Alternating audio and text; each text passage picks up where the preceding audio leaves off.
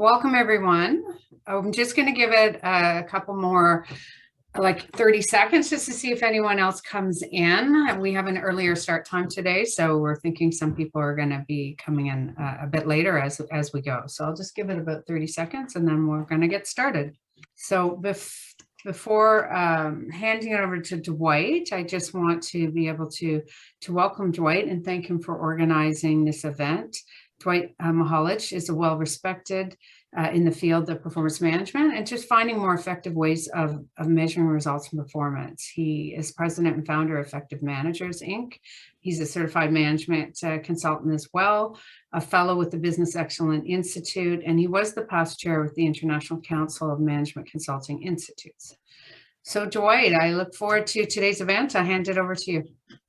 Thank you very much. I'm also really looking forward to it. It's been an exciting 2 days, and I thank everyone for the really good discussions we had as part of those sessions, and also for coming back today. And I see that there are some new names, there's some familiar names, so I'm really looking forward to this panel discussion where we're going to dig a little bit deeper into these. So before we start, I'm going to give you just a 2-minute overview of what we've been covering just to set the scene for the panelists. But before I do that, I do want to introduce the panelists because I'm just delighted to have a really good quality lineup of people to provide their opinions about this subject of ours, which is a balanced approach to metrics, and to share their information and to spark some questions for you. So I really do encourage you to use the chat box to discuss amongst yourselves and to ask questions. And between Jennifer and I, we will make sure that the questions are moderated to the panelists. So first off, I'd like to start by introducing John Burke in the order that you see the names on the screen here. He's the president of the Business Excellence Institute. John is a seasoned business leader. He's got over 30 years of experience and he's worked in over 20 countries. So in that experience, he's worked in different industries, he's had different functional roles, and he's worked in a number of different cultures.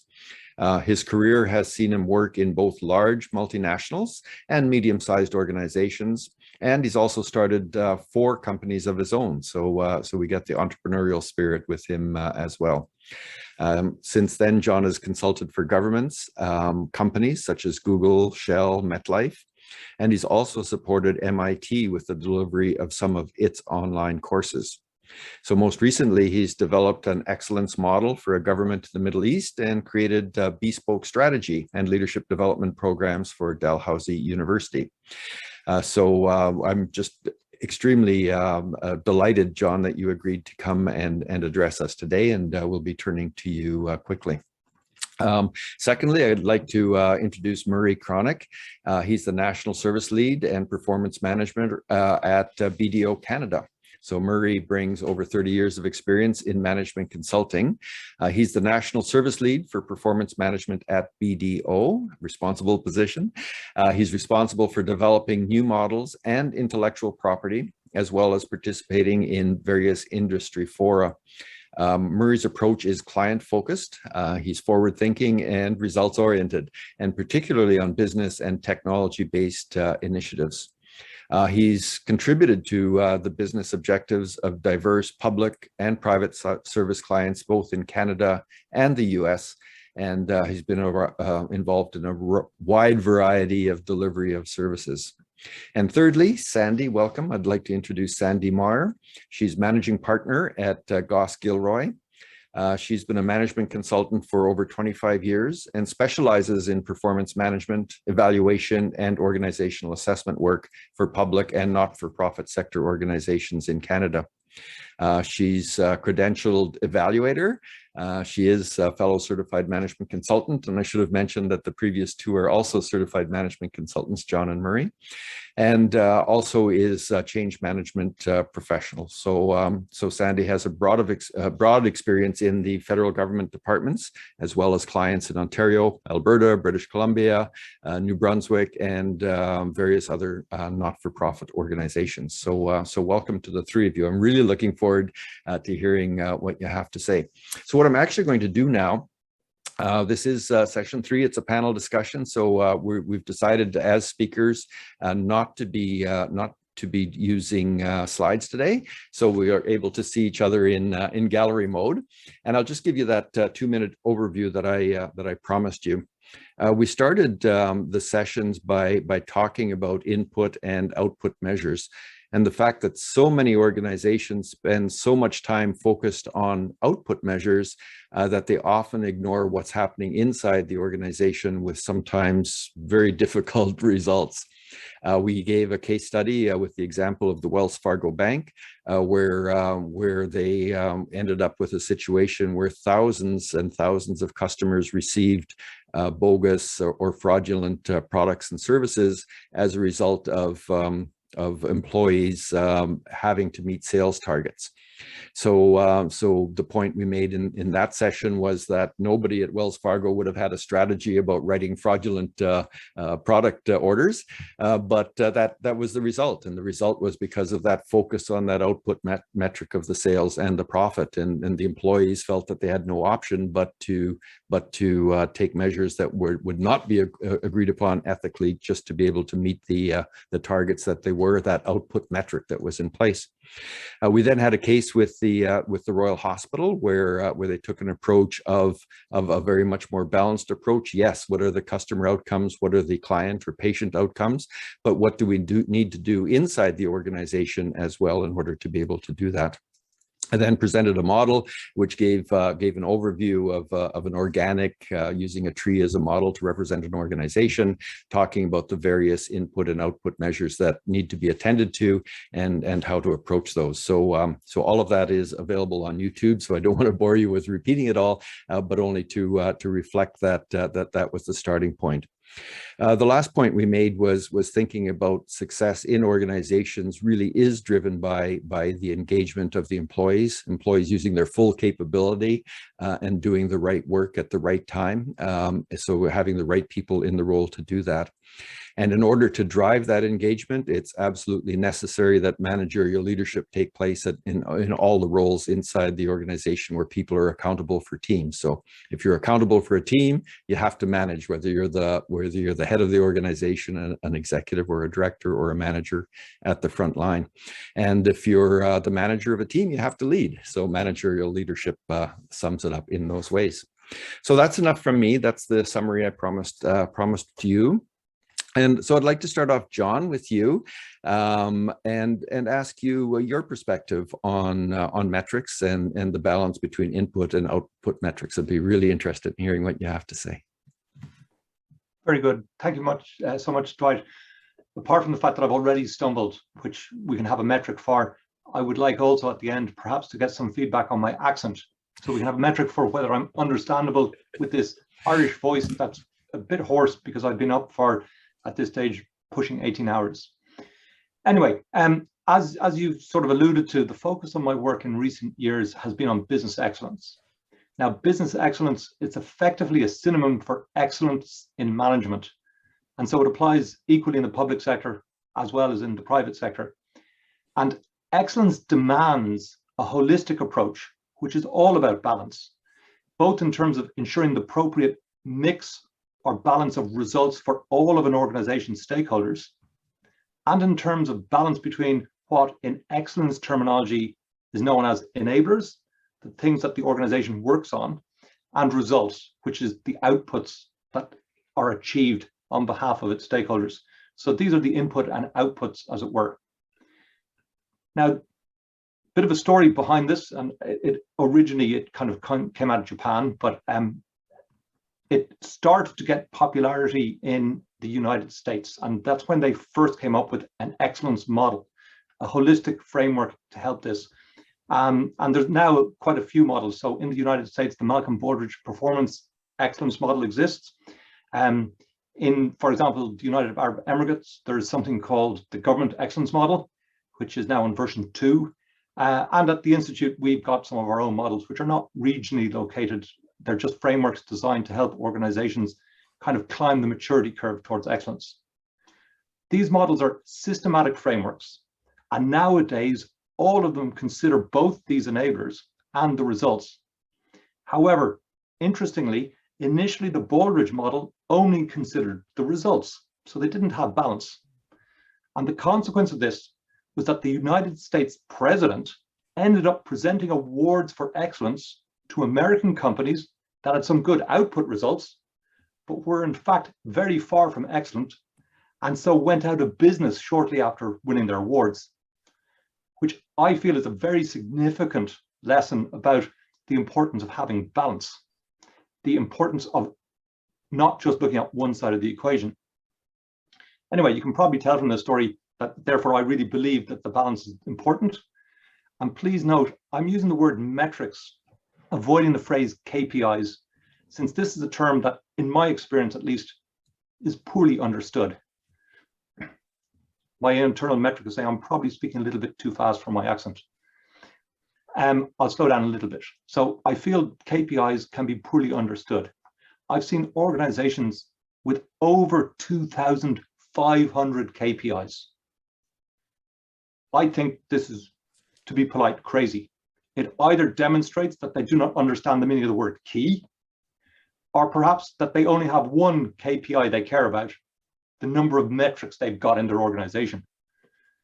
I've also come across numerous situations where people that think that having just a handful of KPIs can be problematic.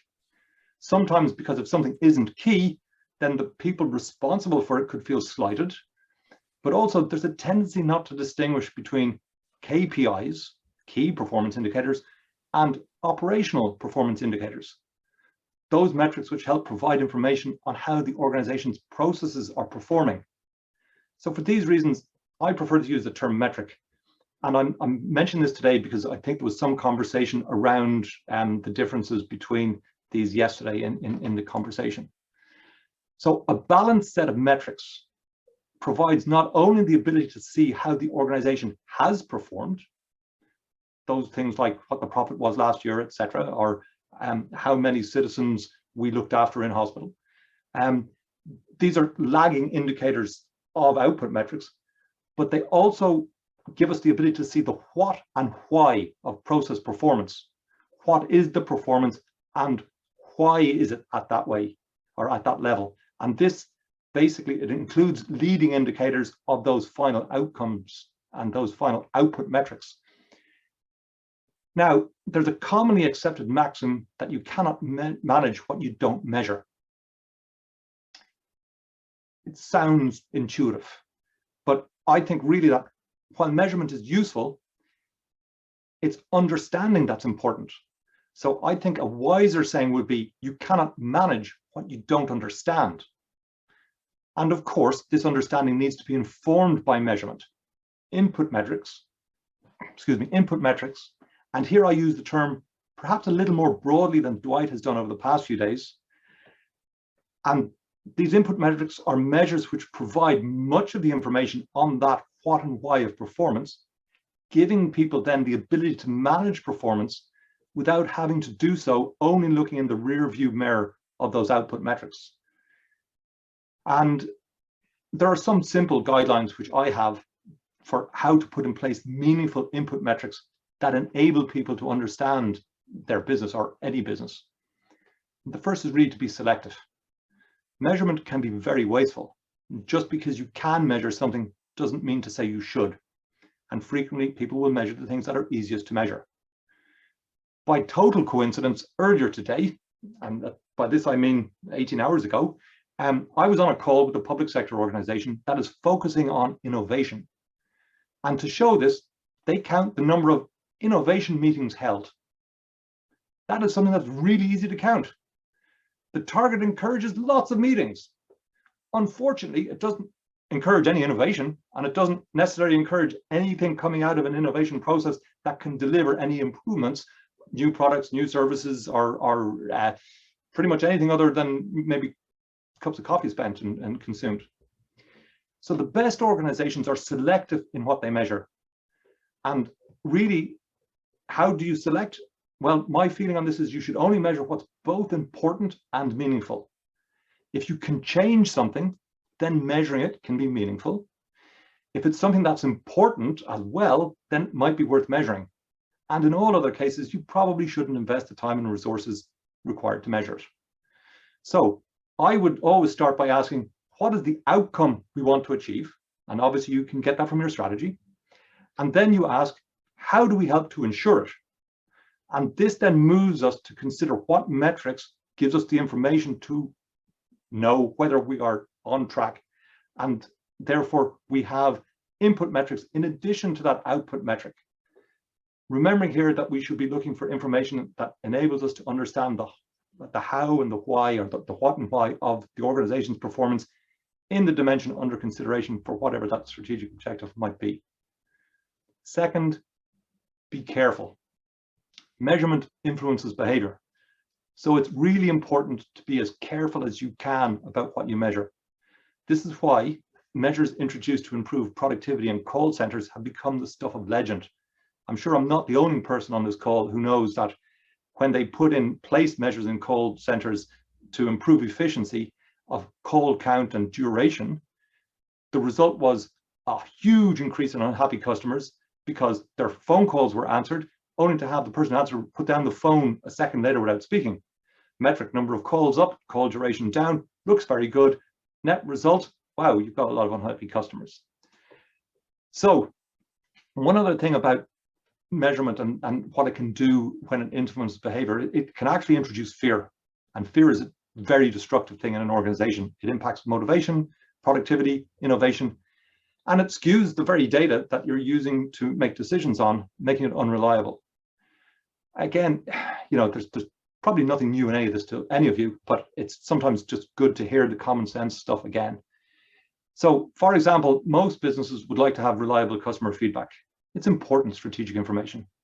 However, if staff feel that the complaints data is going to be used punitively, then it becomes a challenge for the business to get reliable data. So to combat this, my advice is always that you should really just use these measurements to gain an understanding of the process performance and ensure that everybody in the organization is aware that that's why you're measuring. Now, it doesn't mean to say that people performance should not be managed. And although good practice here has evolved significantly over recent years and there's new approaches to it, which I guess probably Sandy can talk to if she's got time, because she's got a lot of experience in this area.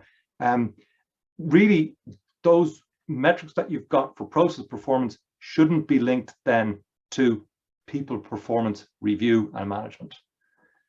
And the final point here is really to be holistic. And this, again, it's the excellence approach. It's always to be holistic.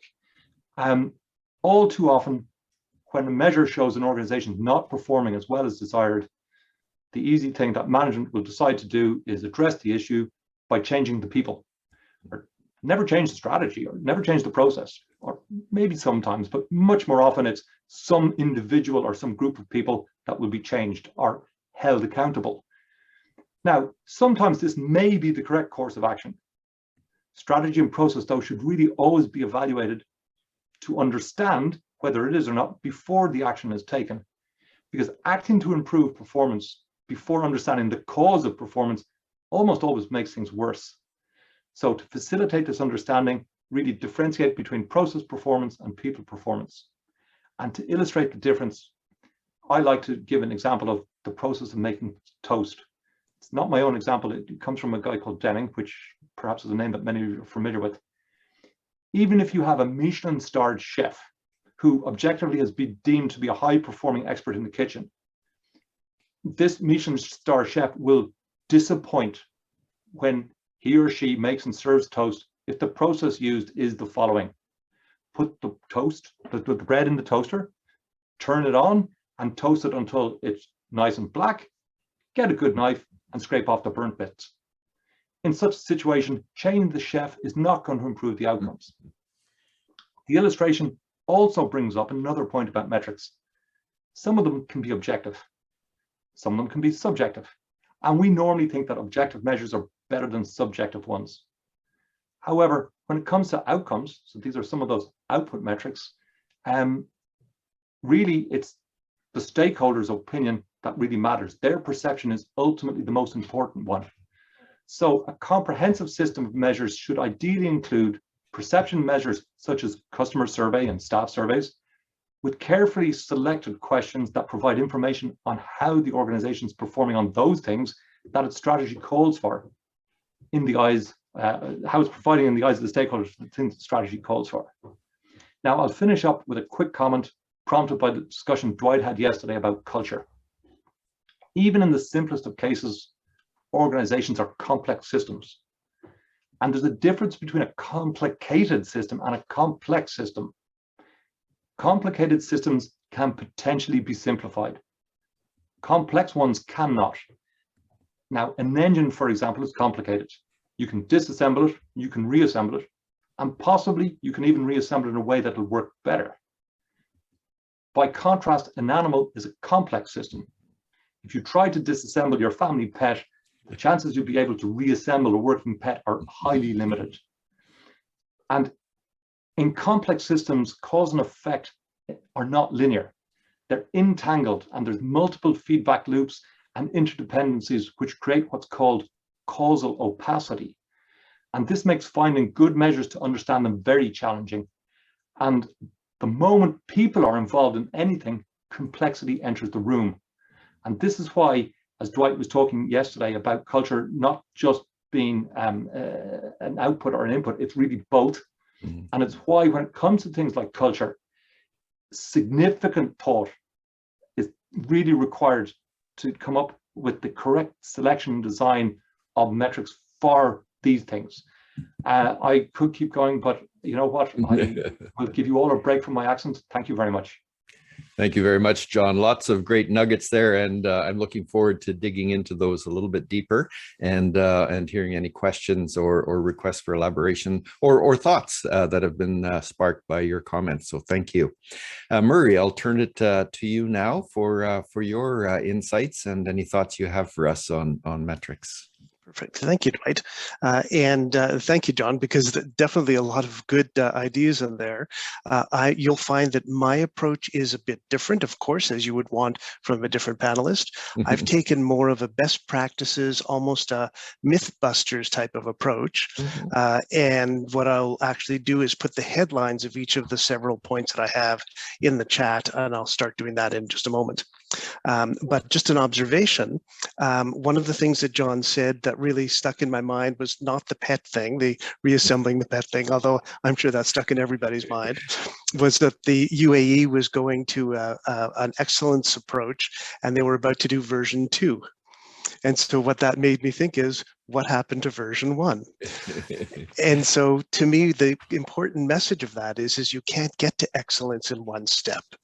It is an incremental thing, a phase thing, whatever you'd like to call it, a maturity approach, and that it's something that you strive for continuously, not unlike our Olympic athletes, right? It's always got to be higher, faster, stronger. So I took that key message from what you said as well, John, in that subtle version 2 of excellence there. So let me post the first key message that I wanted to share with you in the chat, and that is busyness does not equal success.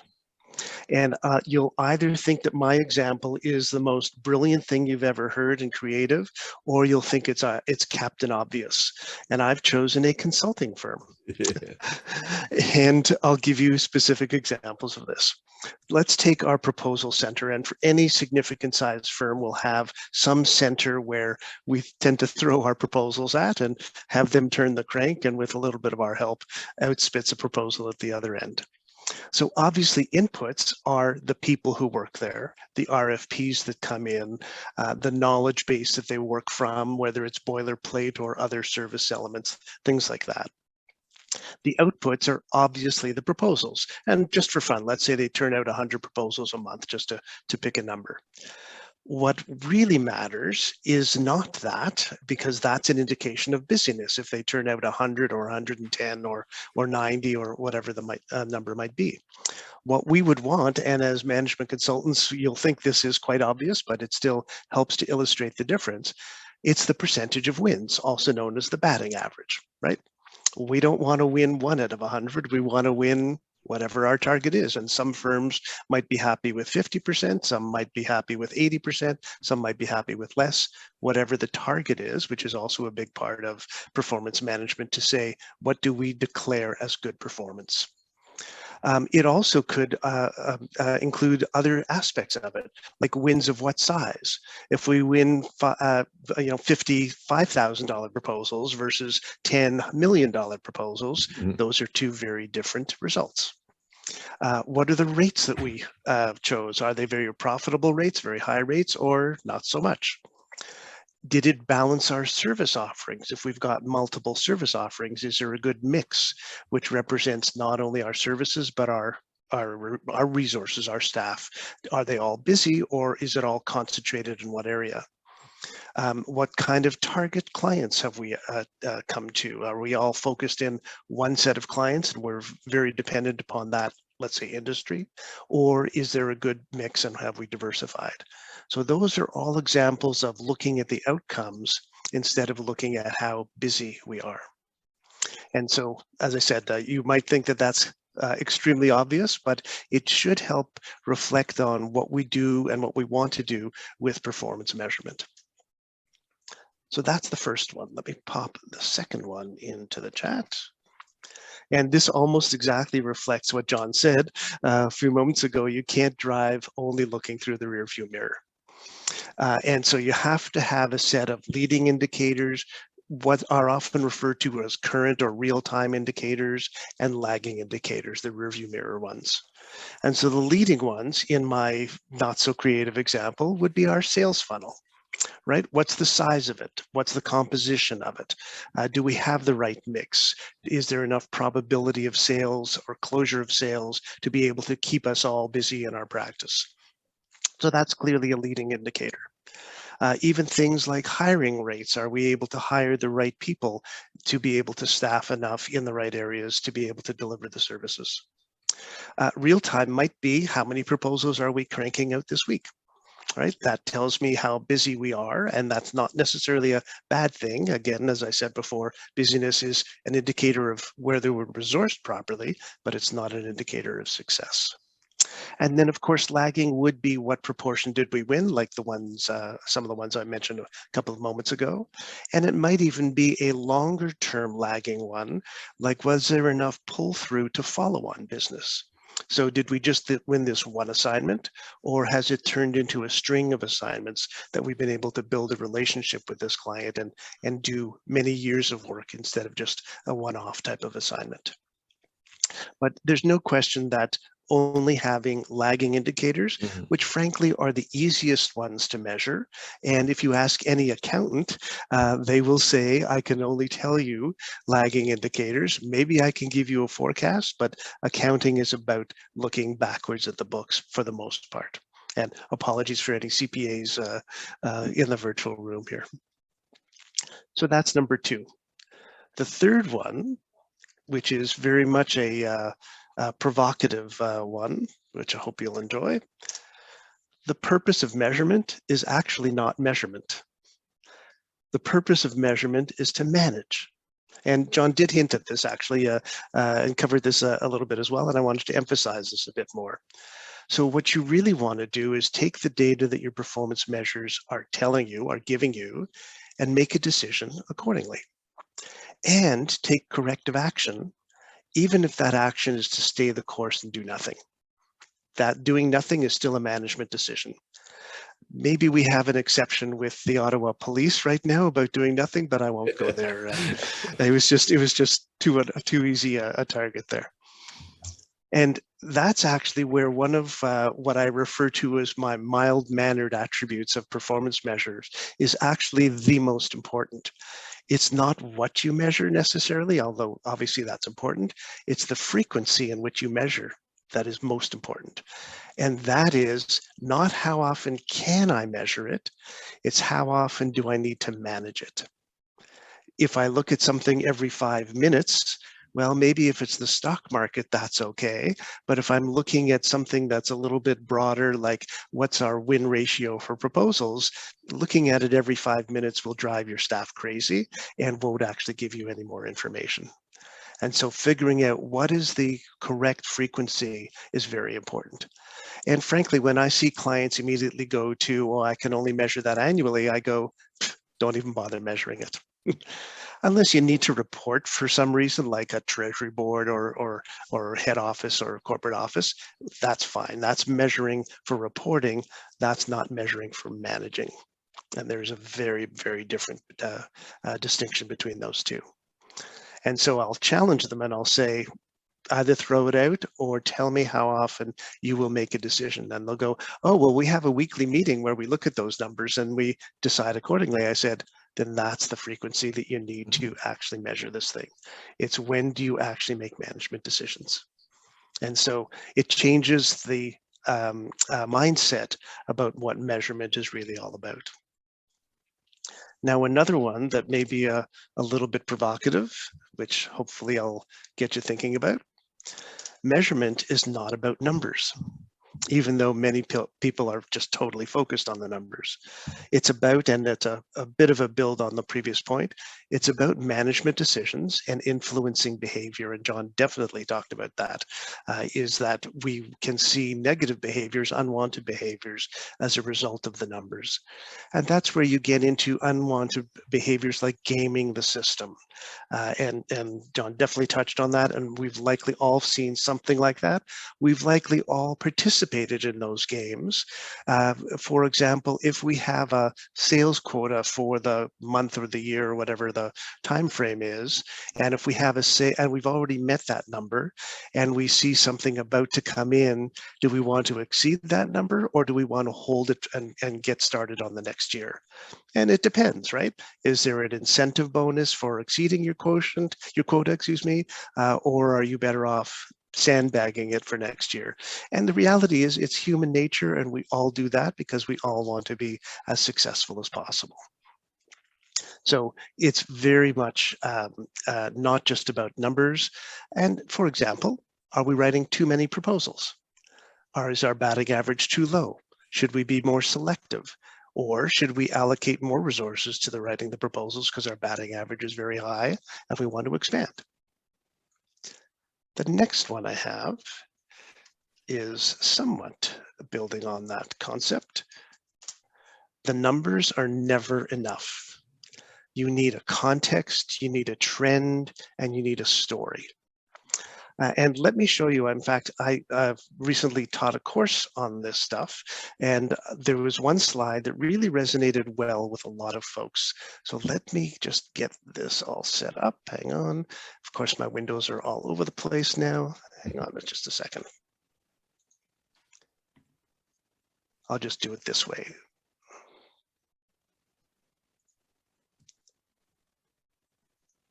So I was this is pre-pandemic, of course, I was in Toronto at the Police Museum that is actually at College and Yonge.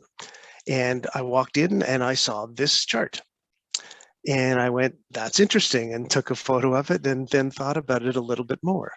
And in my class, what I do is I throw it out to the participants and I say, how do you interpret this number? Or these two numbers? And they go, oh, it's bad news. The number's gone up from 29 to 45. That's not good at all. And I go, okay, put it in context for me. Has the population of Toronto grown significantly, greater than the roughly 50% increase that these numbers tell you? Has the number of kilometers driven changed? Maybe we had storms. Maybe we had one single incident where there was a terrible collision and there were a lot of fatalities in that collision.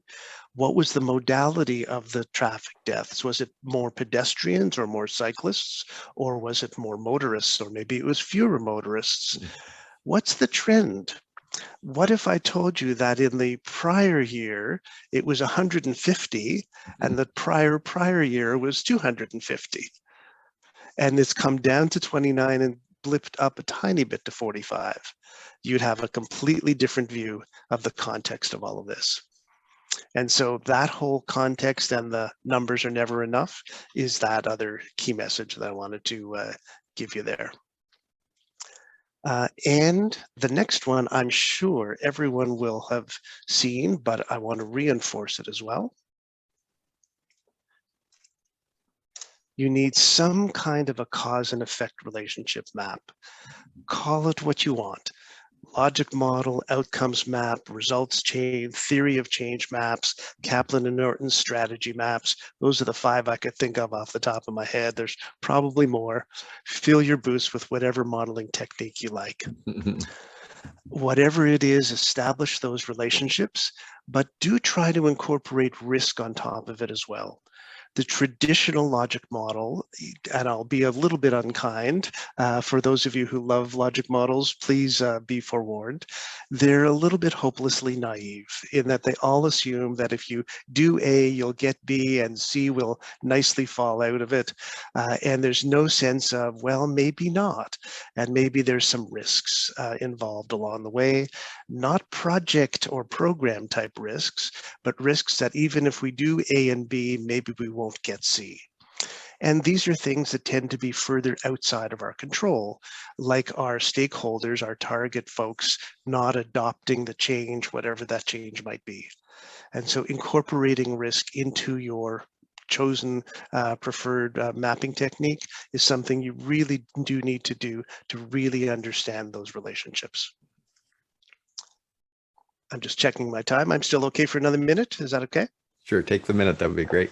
Great, perfect. Because like a good journalist, I've done this in inverted pyramid, so I could stop anytime.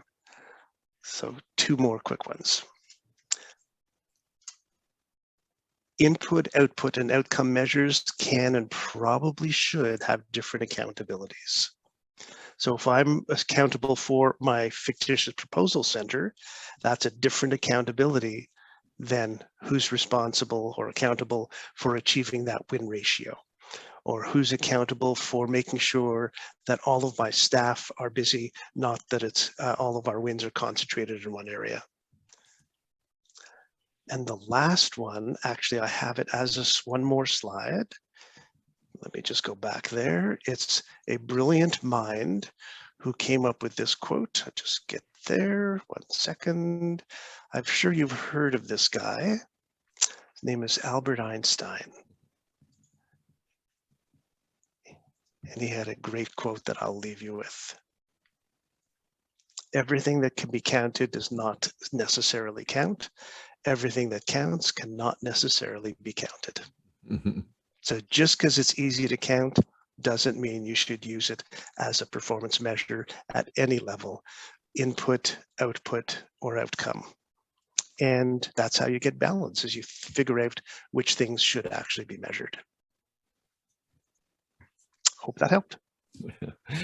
It was very insightful. I appreciate all of those comments, and especially the images were helpful. So again, lots to mine, and I do remind everyone to make comments. If anything strikes you as interesting, make a comment, and let's get some discussions going in the chat, or ask questions to our panelists.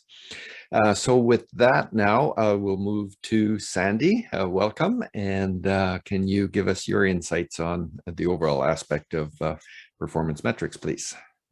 Sure. Hi, everybody. Nice to be with you, and really enjoyed hearing from John and Murray and Dwight as well. Your sessions earlier this week, really interesting. Yeah, I mean, a couple of things you guys said really resonated with me. John, I think you were saying you can't measure what you can't understand.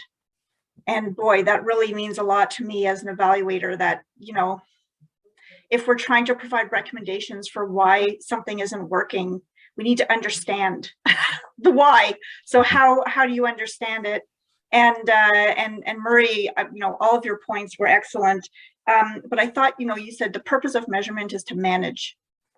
And we often talk about performance measurement when in fact it's part of the results-based management cycle, right? Performance measurement is part of this management purpose. So I thought those were excellent. So my comments, I am an evaluator, and primarily, although, well, like Murray, I'm a consultant first, but I'm lots of other things in my consulting life. And I am a program evaluator. I tend to work primarily for, as Dwight mentioned, government entities, not-for-profit organizations. Lately, I've also sort of become this IT-enabled transformation consultant. And you may be familiar with the report that I wrote on the Phoenix pay system implementation. Goss Gilroy did a lessons learned study and wrote a report on the lessons. We came up with 17 lessons in 6 areas.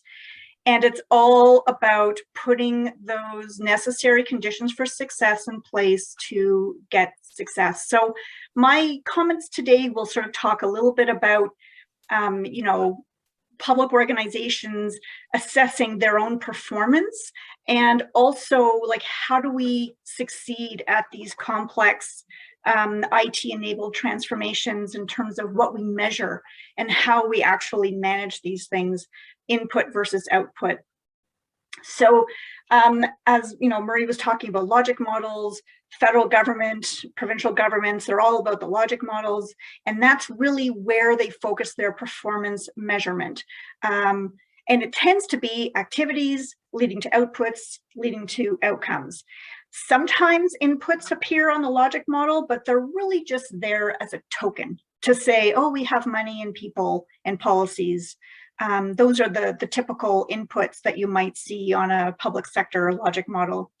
And, government was long criticized for just measuring whether they were spending their money or not.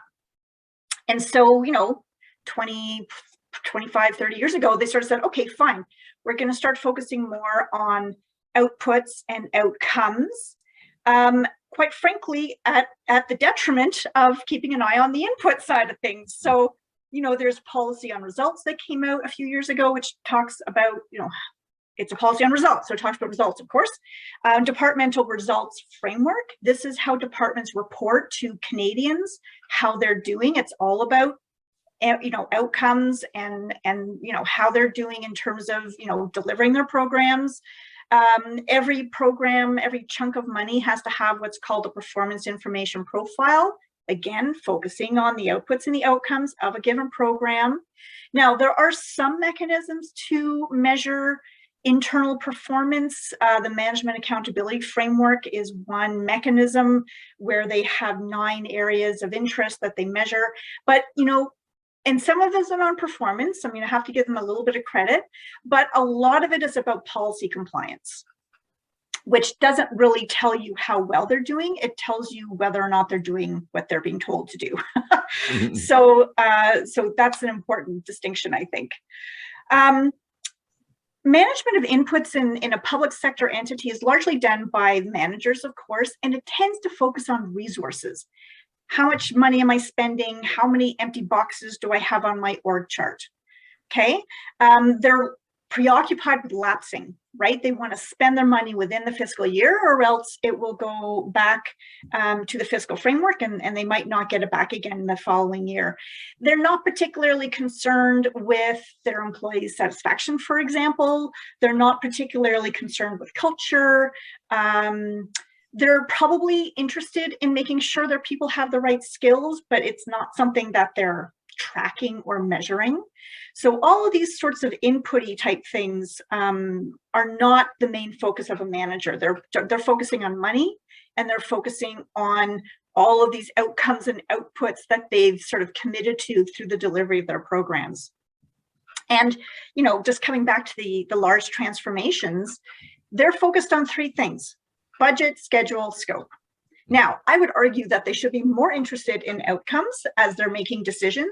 So, yes, you may be on track with your budget. Phoenixville is a great example. They were obsessed with schedule and budget. And guess what? It was a huge failure because they were not looking at whether or not that system they were building was going to achieve the outcomes. And people managing these really complex transformations, they're not focused on how the project is being done. Right? It's about this budget, schedule, scope. So the link between inputs and then the outputs and outcomes is not commonly explored or understood either. And so in the evaluation world, we measure success by looking at outputs and outcomes. And outputs, things like, how many calls for proposal did we have? How much of our budget did we spend? How many recipients did we fund?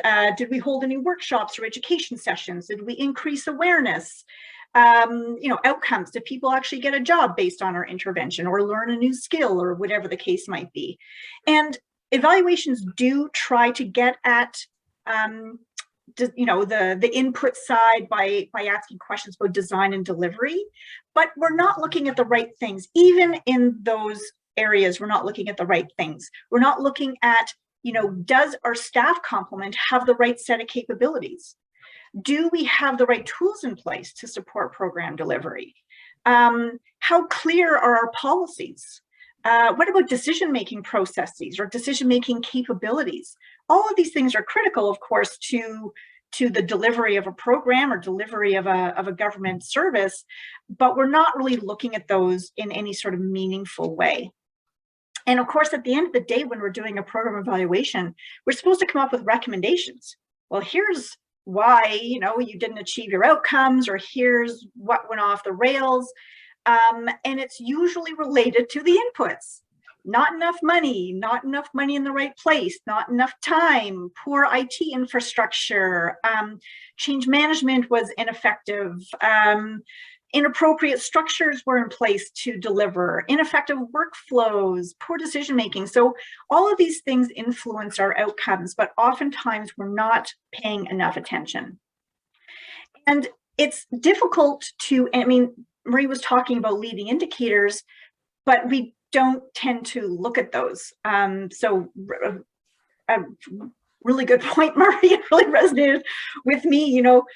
We're not anticipating whether or not we're going to be successful or not. We're always looking in the rearview mirror. And so you need to know what are the drivers of success so you can measure them as you're going. Now, we've been called in to do a number of, lessons learned studies. I've noticed an increase in studies around maturity models, for example, right? So here are the things you need to have in place. First, this needs to be in place, then you put this in place, and they build. So the focus is starting to shift, which I think is encouraging, but, we need to pay more attention to the inputs. And again, Dwight's commentary, I thought your 9 elements of your model was really great, Dwight, and I really focused a lot on leadership capabilities, managerial leadership, whatever it might be, and the mechanisms around the leadership, right? Governance, roles, responsibilities, but also project management approaches, project management capabilities, skills, procurement challenges, right? Talk about a huge input for public sector organizations is procurement. How do we get the work done? Organizational capacity, IT infrastructure. Anyway, so I'm going to stop my comments there. Look forward to the more broad discussion, of course, but that's sort of where I'm coming from, my perspective. That's great. That's great, Sandy. I really appreciate that. We do have some international guests on the line, so maybe if you could give 30 seconds on what the Phoenix project was. So I found that very, very helpful, but to give them that background would be helpful as well. Sure. And if anybody has any questions, I'd be happy to answer them. So back in the day, so back in 2016, the government of Canada launched a new pay system called Phoenix. It was running on the PeopleSoft platform, and it was an unmitigated disaster. It continues to be a challenge. Many employees, some employees didn't get paid at all. Many employees had problems with their pay. There were overpayments, underpayments. The federal government's HR approach is extremely complex. So there's, multiple collective agreements, managing, dozens and dozens of different job classifications. They all have different rules. They weren't being applied properly. Yeah, so as I say, we came up with 17 lessons in 6 areas. The report is online if you're interested, but it was all around, the areas were scope, like initiative definition, governance and oversight, change management, business case and outcomes, capacity building, make sure there's capacity to work the system after the case. So anyway, I don't know, Dwight, if that's enough detail. That was perfect. Thank you. That Okay. gives them the background. So thank you to all three of you. Those were amazing introductory remarks, and we do have the chat open for any questions or comments. John, I would like to come back to you because you did give a lot of really great examples. Do you have a particular situation in mind, or an example of a company you might have worked with, or an organization, if it's not a private sector company, where things went off kilter because they didn't have the balance right? Oh, okay. I suppose the very first thing that would have come to mind is exactly what Murray spoke to about sales targets.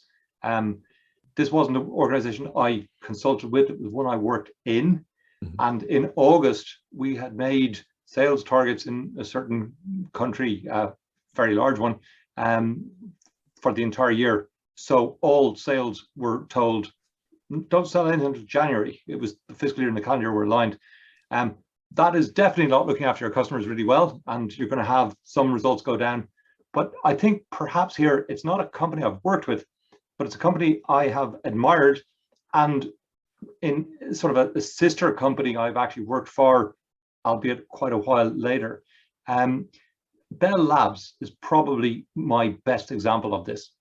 Bell Labs has been a phenomenal company. It's been so great at invention.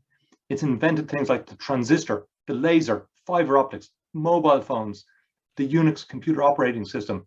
The list goes on and on. Between 1937 and I think 2018, it might be 2019, its staff took home 9 Nobel Prizes, 8 in physics and 1 in chemistry.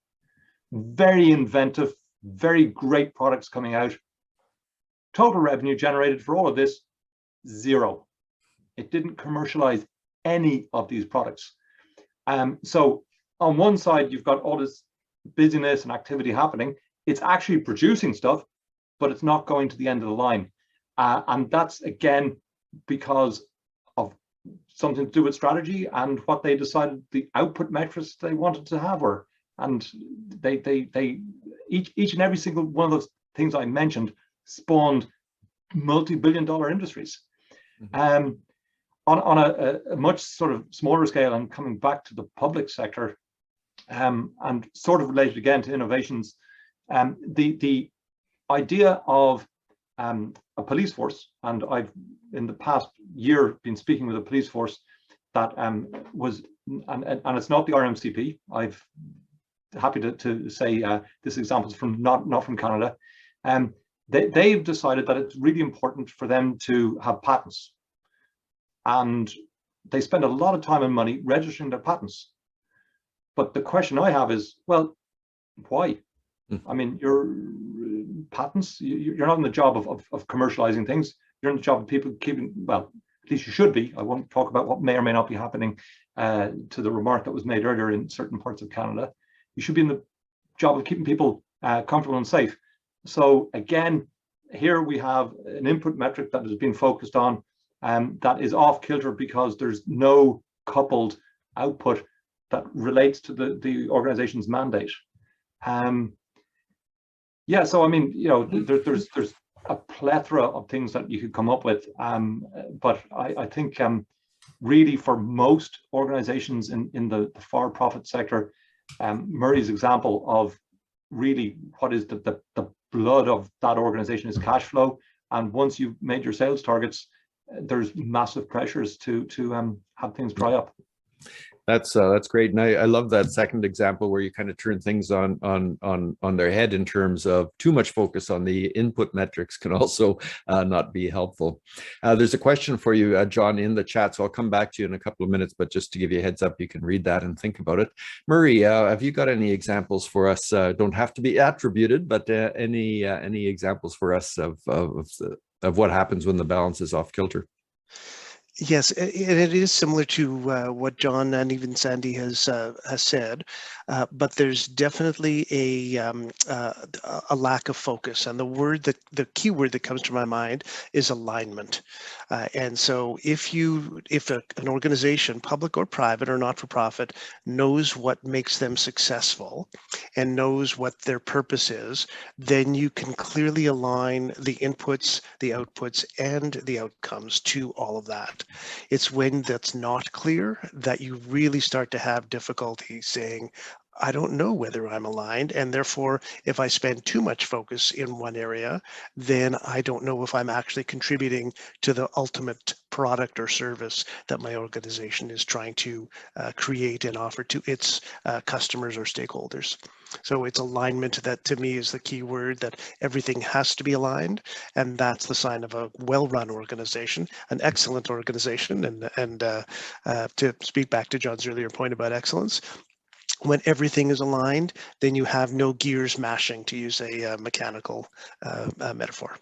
Yeah, great. That calls back to a slide I had yesterday in terms of the gears being out of alignment. So great, great. Thank you. Jennifer, you said there's a question that you've received from someone for Murray. Yeah, from Murray. It was from Stephen. He was just asking, do you have any suggestions regarding how to measure the more intangible, non-quantifiable outcomes? Yes, I definitely do. There's actually, I'm a former board member and co-president of an organization called PPX, the Performance and Planning Exchange, and I know Sandy knows it because she's been involved with it in the past. A few years ago, we had an excellent guest speaker by the name of Douglas Hubbard, just like Mother Hubbard, spelled the same way. And he wrote a book called How to Measure Anything. And I definitely recommend that as a reference to read. I'm not giving you homework, but if you want to learn more about it. And what we did, I was the facilitator for that session, and he did his talk about, excuse me, just look at any intangible, look at the product or service or result it's trying to achieve, even if it's further out on your logic model or outcomes map, whatever it might be. Excuse me. And what I did with the audience, so there were about 200 people in the room, I had them ask questions to stump the expert. And they filled them in on little cards and passed them forward to me. And then I read him the tougher ones.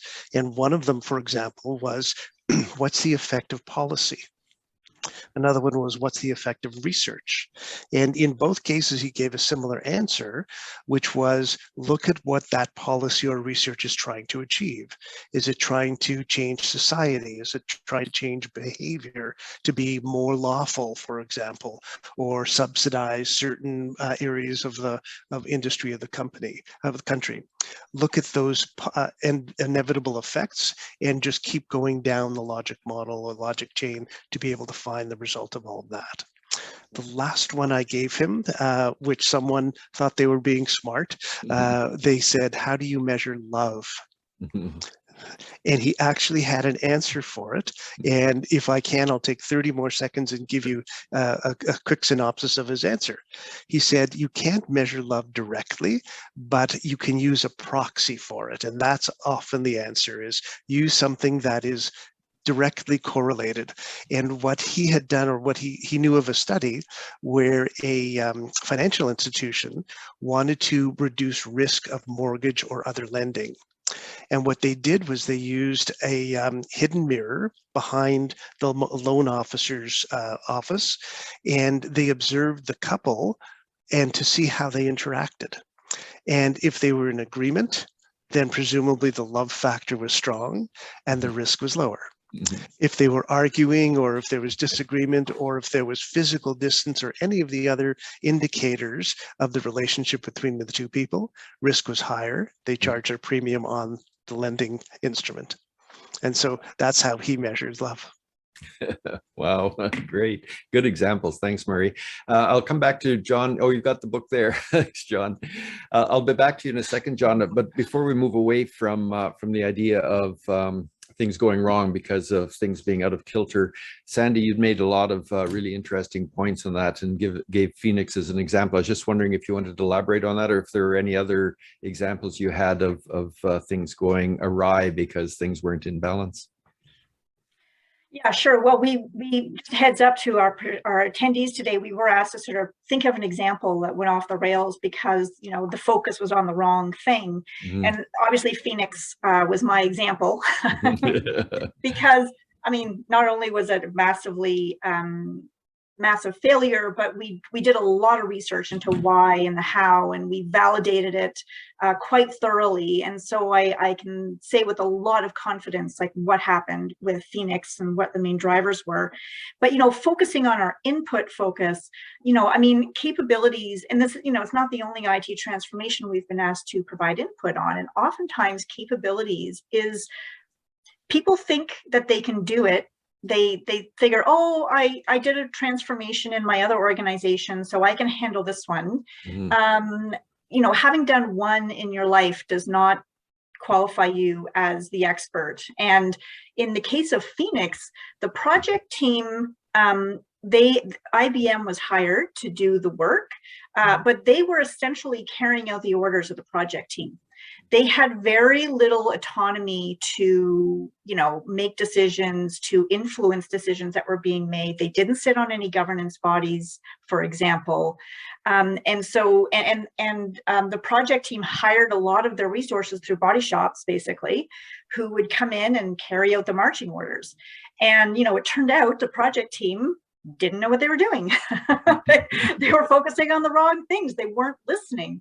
And so that was a huge downfall. And there's another recent transformation that I consulted on. This was an implementation. I won't tell you what it was specifically, but they were implementing a brand new technology that the government of Canada had never implemented before. And not surprisingly, they had a hard time finding people with the necessary capabilities to do the work. And what the result was, you know, huge delays, running in circles, very large consulting budget, and again, they weren't properly leveraging the experts that were out there. It's not that no one had implemented this technology, it's that the government of Canada hadn't done it. And so, I mean, just, you know, in terms of inputs, capabilities is critical, and you need to make sure you have the right people in place. And, you know, I'm not sure if, you know, decision making is an input, but it's certainly the people at the table, the structures you put in place for oversight, for decision making, also critical. Phoenix did not have proper oversight, I can tell you that. They did go to a senior deputy head committee, but again, they were telling them everything they wanted to hear. So that sort of circles me back to another critical input, and something that you mentioned, Dwight, in your model, which is culture. And yes, culture is an output, it's something we produce, but it's also an input. It's something that we're given, that we have to manage and understand. And our lesson is saying, look, maybe it's not feasible to change the culture of the organization before you undertake a project, but you need to know what the culture is, recognize it, and manage it.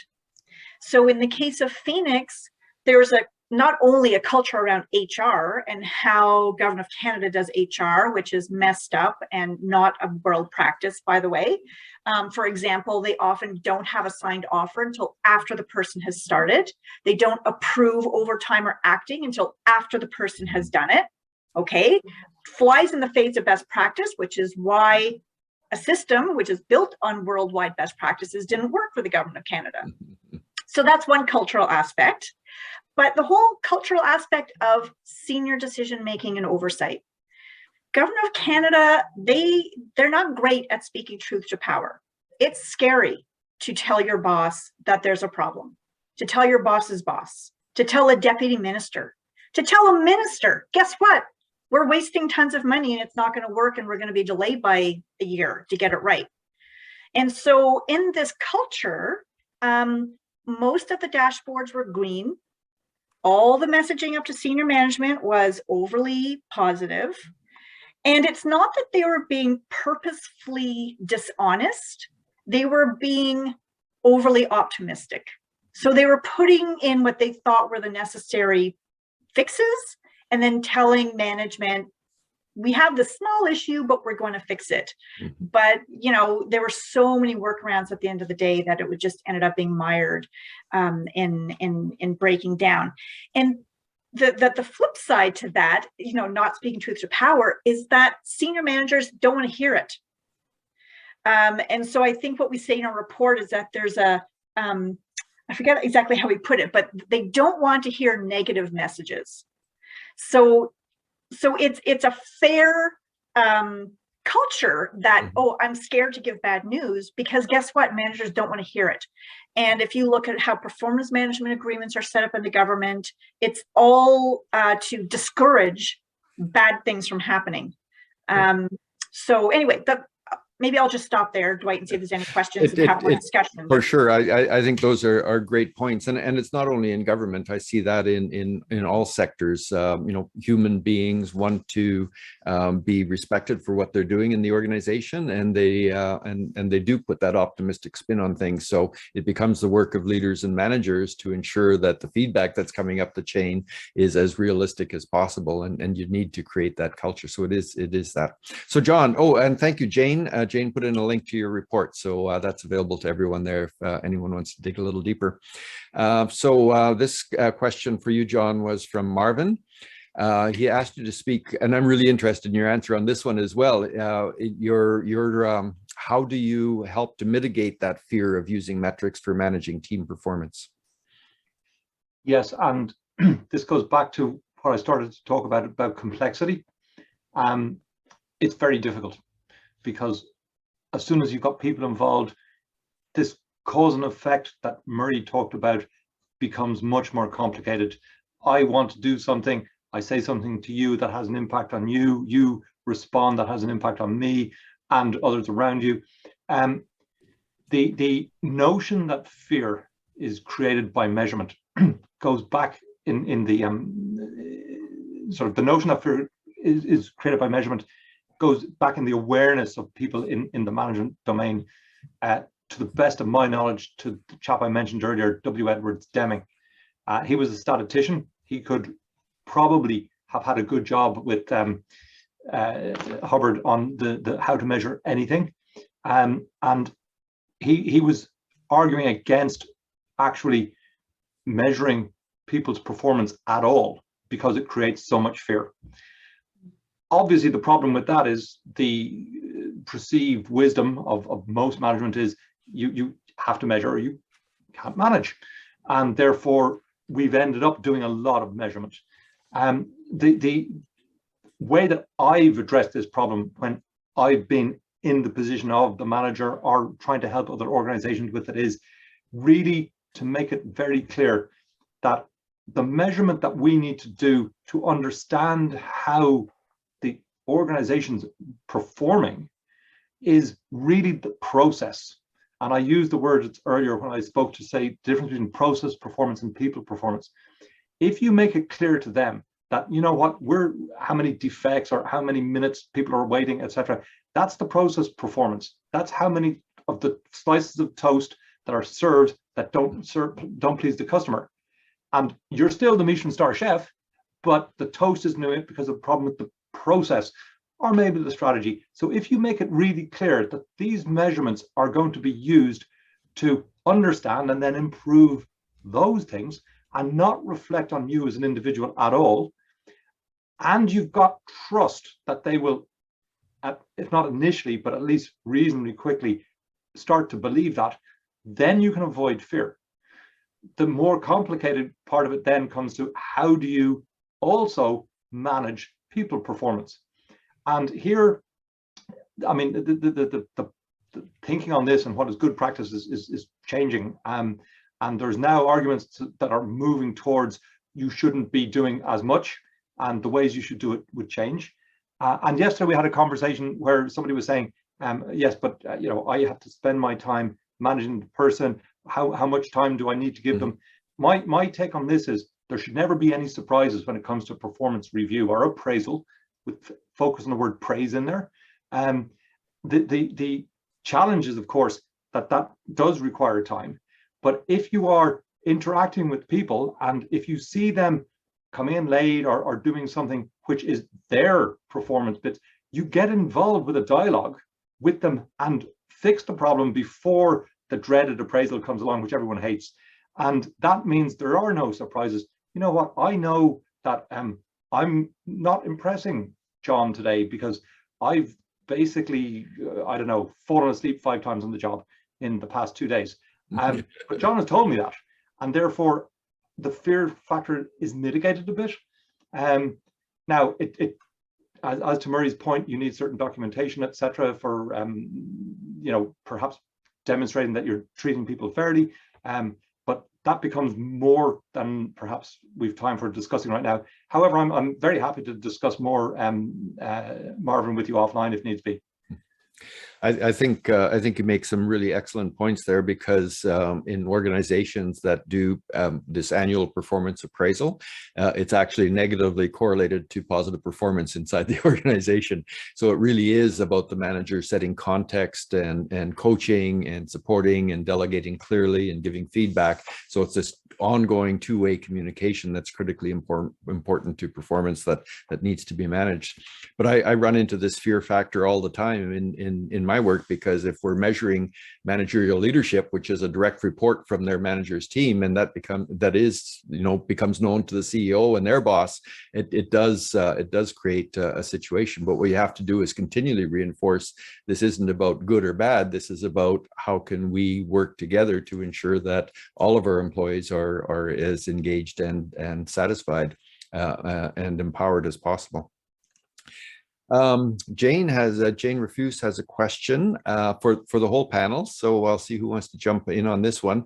What are some things that successful companies do, and the timing of those, to ensure they continue to follow their strategic plan and the metrics to achieve it, rather than putting it on the shelf until the next planning cycle comes along? Let's maybe start off with you, Murray, since you haven't spoken for a while. Sure. Two things that come to my mind. And the first one is Kaplan and Norton has a concept or a mechanism called the Strategy Management Office. And basically it is in politics, you'd call it a whip. Basically, they make sure that everything is built into the weekly, monthly, quarterly, whatever the mechanisms are, and it gets the right attention. And they are the ones who, as objectively as possible, will look at, are we in fact achieving what we had said we would set out to achieve in the first place? So that's component number one. Component number two, and they're not in order, leadership. If the leaders consistently reinforce the message that this is important and we are going to live it, not put it on the shelf, then it will get people's attention and it'll change people's behavior, and that's what you want to achieve. Mm-hmm. Excellent. Yes, and it's two pillars, so they both have to happen. Excellent. Sandy, do you have any thoughts on that question? That's exactly what I was going to say. You gotta measure it, and you gotta model it. The leaders have to say it's important. So yeah, no, nothing to add. Okay, thank you. John?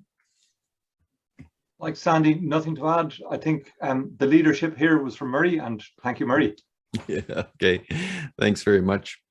John, just to come back to you, I do have another question in terms of again, examples, and examples are always of so much interest, where it was able to be a significant turnaround in an organization because they realized that things were off kilter, and they did start measuring things in a more balanced way that had the results. Right. I was sighing there before I took myself off mute. This is, yeah. Probably one of the most insipid examples I have of this would have been in a company. It was approximately 3.5 billion euro in size. Wow. So that's maybe just under 5 billion annual revenues in Canadian dollars, distributed around the world with about 10,000, 12,000 people. And in this particular case, the metrics that they were using were poorly designed, and they had a very large number of very bright people in this company, and they were quite scientific, but ultimately their approach ended up saying, okay, we're going to take things, and from the factories that produce stuff, we're going to look for you to have revenue targets, and you're going to sell internationally to sales organizations, subsidiaries in other countries, and we're going to give them revenue targets. And it's complicated even further because different divisions were doing different things. But that effectively meant revenue, that output metric, was being driven as sort of the main component that's going to determine people's bonuses in two different parts of what is effectively one company and a supply chain ultimately to the customer. So the results of this were that the factories were saying, okay, our prices need to be this. And in some markets, they were pricing them out of the market because, of course, different nations, or some are third world and so on and so forth. And in some markets, they weren't. But it put in some of these subsidiary companies then real challenges to sell certain product lines. And the consequences of that were sometimes they couldn't sell. Sometimes what they did is they took other product lines and said, okay, well, we're going to give you a couple of these if you buy one of these, because actually this is only worth €1,000 and this is going to be worth €1 million or Canadian dollars. I'm making those numbers up. So that basically meant everything was highly dysfunctional. Now, I was fortunate enough, after looking at a number of different countries, to see this was a repetitive thing, and I got to talk to the board about it, and it spurred a situation where they started to really look at the use of KPIs and these global incongruities, apologies, and risks. Then they were sort of able to move to resolve them. What they did was they reviewed the transfer pricing policies, they changed them, they reviewed as a result the KPIs, and they ROCE and the EBIT reward systems that they were using for the people at the factories were changed. And they, instead of doing it discrete, they said, okay, this is one end-to-end, even though legally it's different organizations, it's one end-to-end part of the organization between the factory and the sales subsidiaries. And that meant what had been effectively two output metrics, where one should have been really a sort of an input, was rectified. Now, it's not quite the same as pure input, but it's probably one of the most insidious problems, because they were unaware that this problem was there. Okay. Yeah, it comes back to the quote about measure what you need to manage. So that was great. Sometimes you're not aware of what you need to manage. So we're coming down to the last few minutes. So what I'd like to do is open it up to the three panelists for kind of your 1 or 2 minute, well, maybe 1 minute, since we're down to 5 minutes closing, and then I'll wrap it up and then hand it back to Jennifer. So Sandy, can I start with you, since you started last in the last one? Any closing thoughts for our participants here today? Nothing too insightful, I don't think. I've really enjoyed listening to Murray and John speak. So just being a part of this panel, part of this discussion has been great. When you were asking about like what is an example where something has been turned around, and I don't actually have an example, but I can talk about seeing, you know, a number of, you know, programs or initiatives that take the time to put the necessary inputs in place, right? These are the things, you know, the funding, the capabilities, the governance, the criteria, the processes, the partnerships, procurement, all of these pieces need to be in place. And there's always such a rush to implement. You know, federal government might make an announcement in a speech from the throne. Next thing you know, there's a Treasury Board submission. Not that it's fast, but it can go fast once they get the money. They're just expected to go.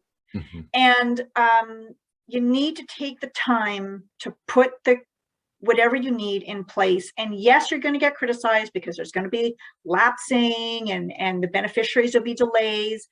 But on the other hand, you're going to launch successfully and you're going to build relationships and credibility. So just to say that putting those inputs in place, knowing what they are and measuring how well you're doing, and not launching until you're ready. That would maybe be my final commentary. Thank you very much, Sandy. Murray?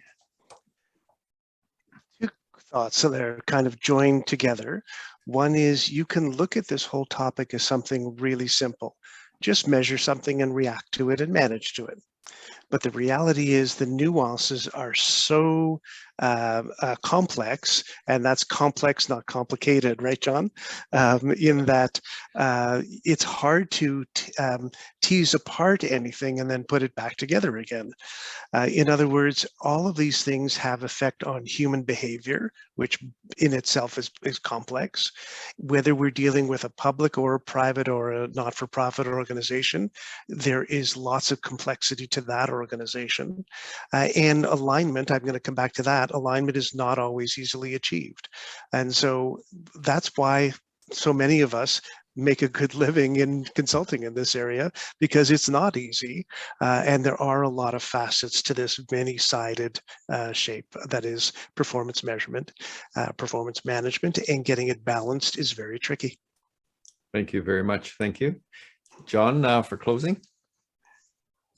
Well, my metrics say I've probably got a little unfairly heavily balanced, unbalanced on the amount of airtime I've got, so I'll be as short as I can. I think the only thing I'd add to this is a bit like excellence. It's a job that's really never done, because over time, the organization is going to change a bit. So you don't carve it in stone. You need to come back and review, and occasionally some of those metrics might need to be changed, sunset, sort of tweaked. And of course, the moment you tweak a metric, you've got a discontinuity, so you can no longer compare year on year. But it is important to be aware that you should have some sort of review on a periodic basis of, are these metrics still fit for purpose? And if not, what are we going to do about it? Wonderful. Thank you to each of the three of you. These have been excellent insights, and I've really enjoyed and appreciated the comments that you've made. And it just reinforces, as a profession of management consulting, to bring consultants together where we can share ideas and talk about these. It really increases the number of arrows we have in our quiver, and just helps to extend and expand best practices of the profession. And what we've been trying these sessions, these three sessions, a bit differently, is to invite executives from client organizations as well. And I think that even adds to the mix and creates an even more robust discussion and more value for all of us. So thank you to all of the participants for joining and for supporting us. The slides for the last two sessions are available for download. It's linked. There are links in the chat. And do remember that the videos of all three sessions will be on our on our web on our YouTube channel, so you'll be able to get those and to share those. So thank you for that, and thank you to Eastern Ontario, which is my home chapter, who did, and Jennifer, for all of the collaboration and coordination that you did. And I see that Milos is on the line, and he is from Eastern Ontario and was the individual who first thought about having this kind of a series. And it took us, because of COVID, almost 2 years to get it in place. And it wasn't a breakfast series, it was a virtual series, but here we are, we've done it. And I think it has been a great success. So thank you to all. So Jennifer, I'll hand it back to you then for any closing comments you might have as our host. Thank you. Well, thanks. I think you covered a lot of it. You can download the chat as well before you exit. It's down the right-hand corner where there's three little circles. But I thought it was really a great session the last 3 days. It was a bit of an experiment. So people have thoughts in having 3 days run like back to back like this. Should we space them out more? Let Dwight or myself know, both on LinkedIn, and the connecting information is there. Thanks for all the panel. It's great to get to know you, and I'm going to stay in touch for sure. And Dwight, just thanks for bringing it to us. And in the background, Sandy from CMC-Ontario, thanks for all your help in putting this together and the great logistics. So thanks everyone for joining, and have a great rest of the day. Thanks all. Take care. Thanks. Bye.